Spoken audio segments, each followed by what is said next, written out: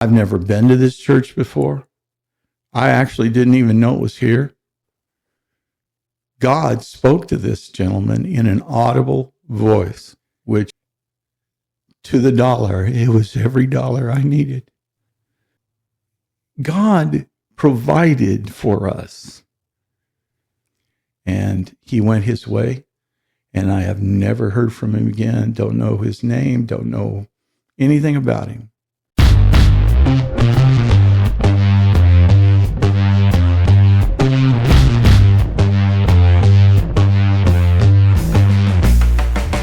Hello and welcome to Crazy Amazing God Stories, where ordinary people share extraordinary moments of God revealing his power, grace, and love in our everyday lives.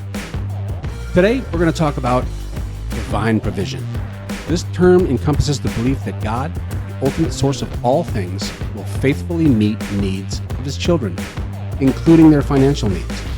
Some call it providence, some just call it grace. So, does God want us to be poor? Does he want us to live in shacks? I guess the best way to respond to this is to ask the question, are there poor people in heaven? Are there mansions in heaven? Thy will be done on earth as it is in heaven. According to Matthew 6:26, Jesus said at the Sermon on the Mount, "Look at the birds of the air.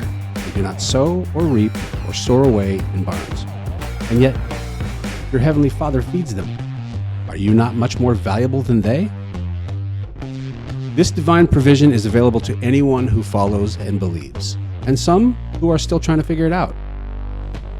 Today we're going to talk to a man who's experienced God's loving grace when he needed it most. Please welcome to the show, Bob Cawley. Hey, Bob. Hey. Great to have you, man. Thank you. Right on. I'm really excited about doing this with you. I know you got some stories that are going to affect some people, and so I'm really excited to get them down and spread them around. So tell me a little bit about what you do. What's your background? What would you? Well, the first half of my life, my early years, I was in ministry. I pastored churches and traveled as an evangelist. And the second half of my life, after an unfortunate divorce, I had to find a new direction. I didn't feel comfortable any longer being in the ministry after the divorce. And so I married a very lovely woman who had no commitment to be in ministry. And so I didn't feel right about dragging her along with me. So what I did was I went out and tried to find a job. And oddly enough, there's not a lot of jobs for out-of-work preachers. And so I kept trying. And finally, crazy as it sounds, I went to work in an auto dealership. And as a car salesman, God help us all. And I didn't last long at that, but I found another position in the parts department, and time went on, and I was a service advisor, and then I became a service manager, and I continued to be blessed in this area, this vocation. And recently I was the fixed operations director for the Horn Auto Group, and I had a very good life, very good. God blessed me in so many ways, and God renewed some things in my life. And, I'll pause for just a second and give you one here for free. This is just we're going to go off on a dirt road here. I love it. But sometimes you got to take a dirt road to deliver the mail. You know that, right? So anyway. Where all the good camping spots are. Yeah. But, I had so much guilt and so much feeling of loss that I was no longer in the ministry, and that I had this overwhelming feeling that I had failed God. And I struggled. And brother, and yet I knew that God still loved me. And I'll never forget that one night, my wife and I got down beside our bed and we prayed. And we honestly asked God to forgive us of any mistakes we've made in our life, errors in judgment, whatever it might have been. And I'll never forget, I said, all I want is to feel you again. And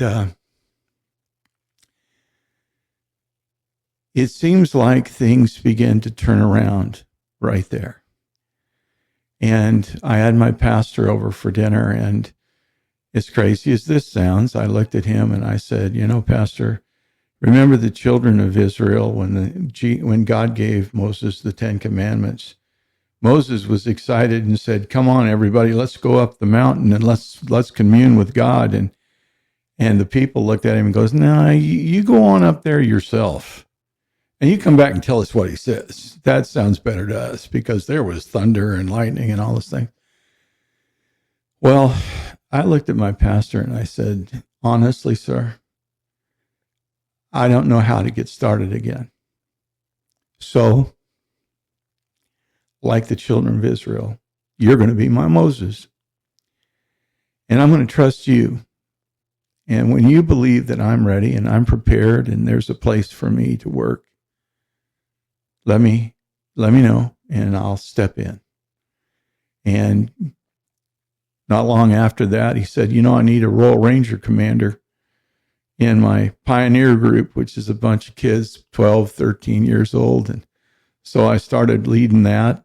And then they had me teach a Sunday school class. Then they had me preach on Wednesday night. And one day he just walked up and he says, "Bob, my dad passed away." And he used to always preach here at the church when we had our family camp. And I would preach Sunday morning at family camp. "I think I'm going to stay here this year, and you're going to preach family camp for me."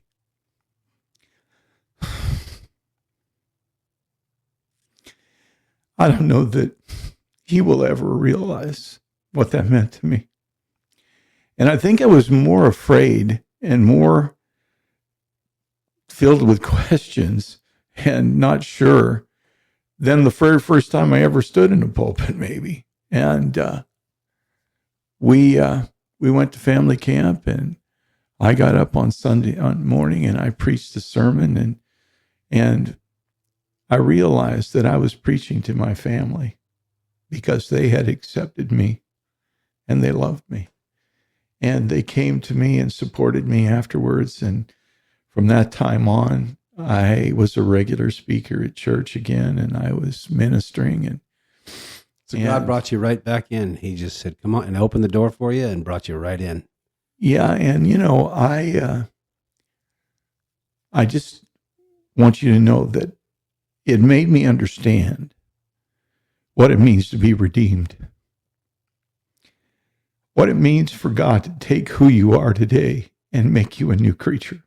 Oh, that one I know. Who do I know?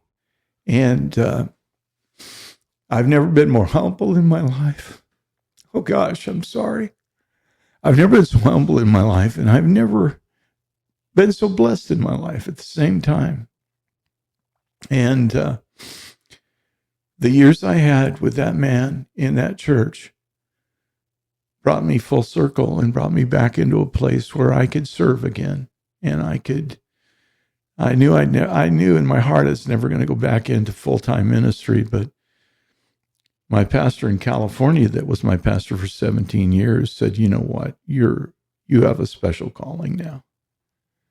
You're a pastor's best friend because you know everything we're going through. You've lived this. You understand us. Wow. And you're now a pastor's best friend, and that's your ministry." And I thanked him for that, and he was my dear friend, But that's a dirt road. I don't know why I got off on that, but That's all right. I've never thought about that, like the needs that a pastor may have, because they're just human, but they do have these needs, and to be able to serve your pastor like that seems like a really critical piece of the puzzle. Well, there's an old saying that's heavy is the head that wears the crown. Yeah. And when you take on a role of leadership, and especially in ministry, it can be a really lonely place. Because people, a lot of times, lay members don't know how to relate to you.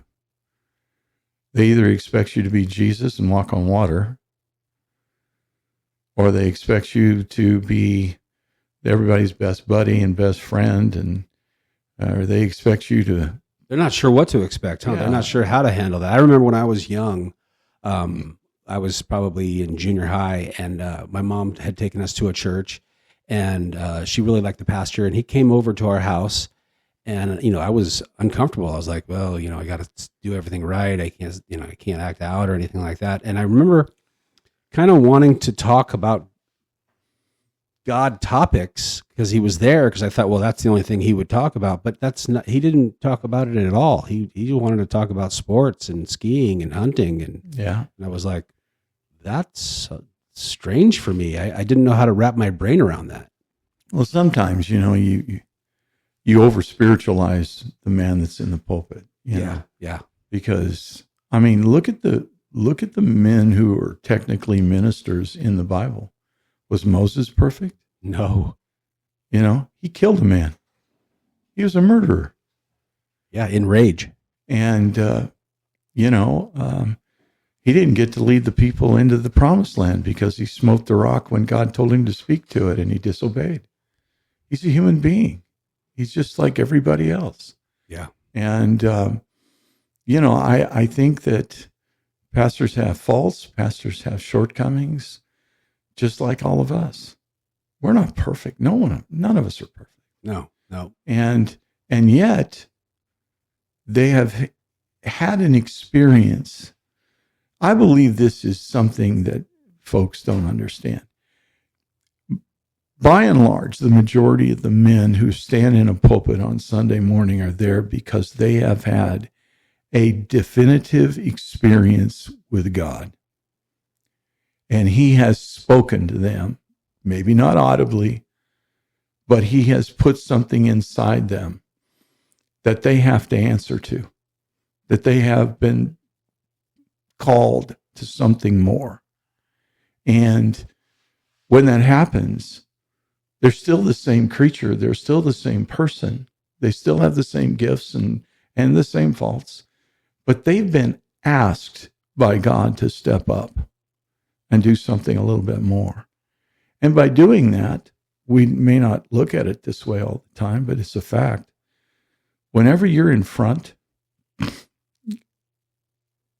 you're a target. Hey there, and thanks for listening. If you're enjoying this story, be sure to hit that like, follow, or subscribe button so you can hear other amazing stories from other ordinary people, sharing how God has revealed his power, grace, and love in their everyday lives.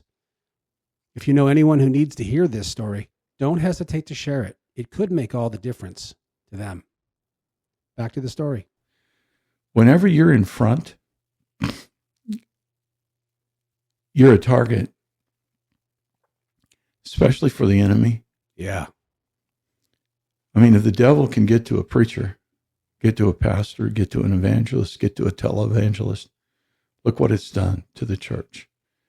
How it's hurt people. Oh, it cuts deep. And so they put on that bullseye and go out there and start working. And, their families carry a load.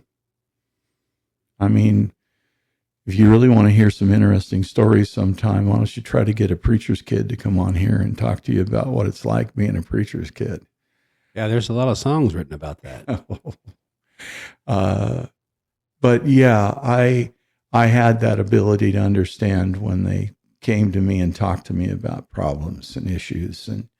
And oddly enough, they often feel like they can share openly with me because they know that it's not going any further and they need help.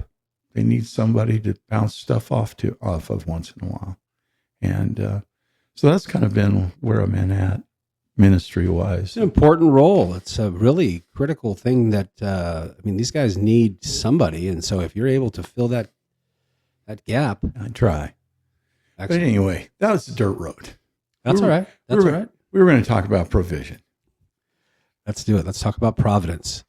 So anyway, when I was in ministry, I was pastoring a little church in Oklahoma, and God fired me up. I don't know. I was young, 28 years old, and full of vim and vigor, and I decided that I was going to go out and I was going to preach faith and deliverance and healing and miracles. And I decided, and then part of the thing that was in me was, well, how can I go preach that if I don't live that? So I bought a van. I bought a travel trailer. I said goodbye to the folks in my church. And my wife and I lined up a few meetings, and we took off with our little 3-year-old daughter. Oh, yeah, a 3-year-old daughter at the time. Yeah. And she was an angel. And I hope she doesn't hear this because I'll never admit it to her, but she was an angel. She was an absolute doll. But we had no source of income other than free will love offerings from the church. And we started traveling, and we had some good days, bad days. We had, but we got to Oregon, and I was raised in Oregon and Washington, so I knew the area, and I knew some friends there. And so I had scheduled some meetings, and I had a meeting in Redmond, Oregon. And it's kind of on the, sorry about that. It's kind of on the inside, the eastern side of the coastal mountains. So it's a little drier, but it's a beautiful area, Bend, Redmond area. Anybody that's been there knows it's gorgeous. But anyway, I was hurting financially. I had to do some things to my van. I had to service it. I had to get several things done, and I had some things due that I needed to pay. And so we're in the midst of this campaign, this revival in the church, and it was going very well. We were having a good time, and God was doing some nice things, and we were just blessed. How long had you been on the road at that point? Probably about a year. Oh, you were on the road for a year. And we traveled totally for like 2.5 years. Wow. So I imagine your van took a beating. Pulling a 32-foot travel trailer. It's a long haul over the mountains. We crossed the Rockies 2 or 3 times. So yeah, it was needing some work, but nevertheless, it was coming down on Friday, and that's the moment of truth when the pastor walks out and hands you your check, and this is what came in the offerings and so forth. And I was just praying, God, I need provision, please, Father, remember me. And do you remember what was wrong with the van? Not necessarily. I think it just basically needed a lot of service. I think it needs some brakes and oil change and something like that. But nevertheless, we had service that night, Friday night. And it was a good night, and God was blessing, and we preached and we sang, and we were really going after it. God was good, man. And I looked in the back of the church toward the end of my sermon, and a gentleman walked in that I'd never seen before in the services and just stood at the back of the church, and didn't know what to think of that. Thought it was kind of odd. But we finished up the service, and we're finishing up the altar time, and we're praying with people. And this gentleman comes walking down the aisle and comes up to the front of the stage, and I walked over and leaned down, and I thought he wanted prayer or something. I was just interested to know what he was there for. And we started talking, and he looked up at me and he said, well, it's Friday. I got my paycheck today. And the younger people in your listening audience are not going to understand this at all. I think you probably will. Well, he was going to go to the bank and deposit his check. Yes, we used to have to do that. And had to drive over there. You didn't snap a picture and deposit your check. But nevertheless, on his way to the bank, God spoke to this gentleman in an audible voice, which, in all fairness, I do not believe God has ever done that to me, and I think I'd remember if he did. It's pretty rare. Yeah. God spoke to him and said, cash your check, deposit half of it, and take the other half to this church and give it to the man who's preaching. And I looked at him and I said, you're serious? And he goes, I would not lie. I'm just telling you what I know. And I came in. I've never been to this church before. I actually didn't even know it was here. And you're the preacher. And I said, well, you sure he didn't want you to give it to the pastor? And he goes, you're the preacher. He didn't say pastor. He said preacher. I'm like, okay, that's pretty specific. Nevertheless, he handed me an envelope, bank envelope, the little. Yeah. And he said, God bless you. And I said, wait a minute, don't leave. And we prayed together. And I prayed that God would bless him, bless his home, bless his life for being obedient, not for giving me money. See, people get lost sometimes in this. Well, you didn't know it was in the envelope yet. It could have been $20 for as far as you know. The only thing God cares about, what does he say? Obedience is better than sacrifice. All that God cares about. It's not about the money. It's not about the value. It's not about $1 million or $10. Obedience. Yeah. He heard and he went. And didn't question, just did it.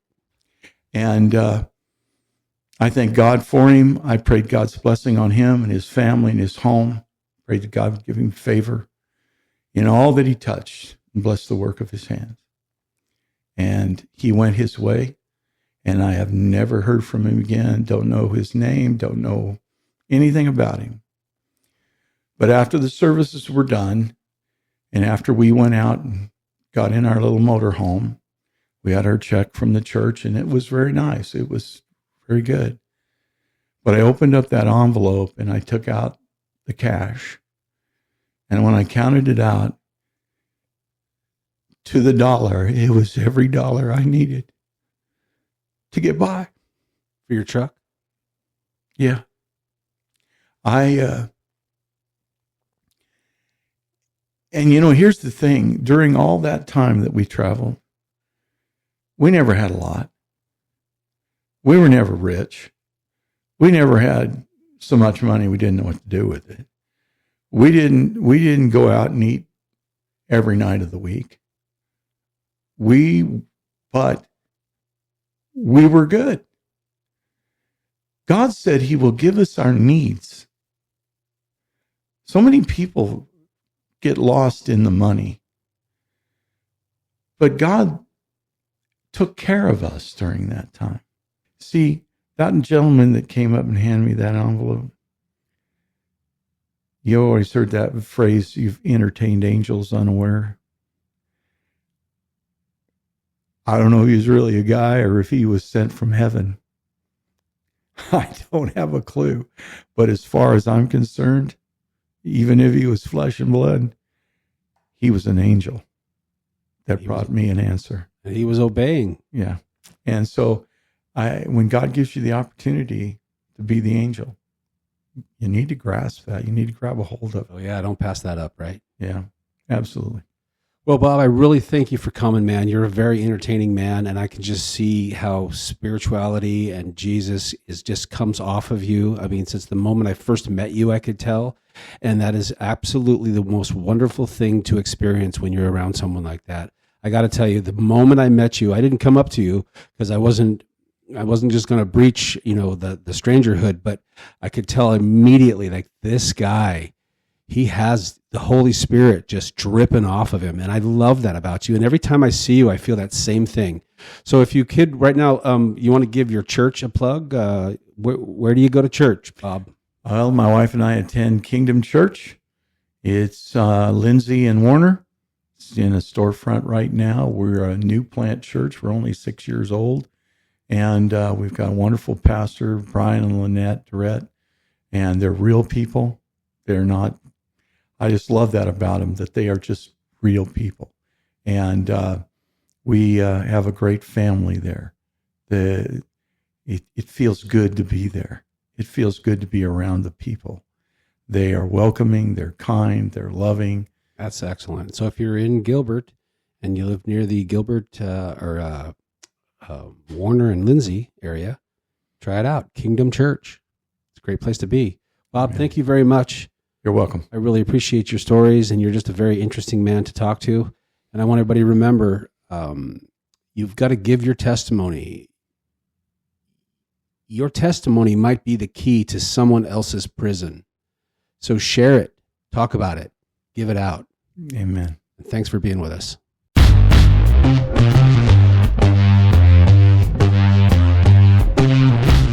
Hey there, and thanks for listening. If you're enjoying this story, be sure to hit that like, follow, or subscribe button so you can hear other amazing stories from other ordinary people, sharing how God has revealed his power, grace, and love in their everyday lives. If you know anyone who needs to hear this story, don't hesitate to share it. It could make all the difference.